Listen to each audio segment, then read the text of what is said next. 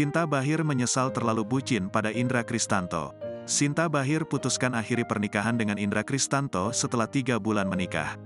Sinta Bahir mengaku menyesal terlalu bucin alias jadi budak cinta. Karena terlalu bucin, Sinta tidak berpikir panjang ketika memutuskan untuk menikah.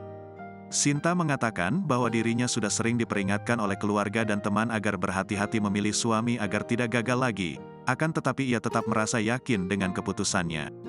Itulah kesalahan saya ya, mungkin saya bucin mengambil keputusan waktu itu tidak mengikuti keluarga atau teman, ujar Sinta Bahir di Pengadilan Agama Jakarta Timur, Selasa, tanggal 1 Agustus tahun 2023. Sinta tak memungkiri bahwa keluarga sempat memintanya untuk tak terlalu terburu-buru untuk memutuskan menikah, namun gejolak cinta di diri membuat Sinta merasa yakin dengan keputusannya.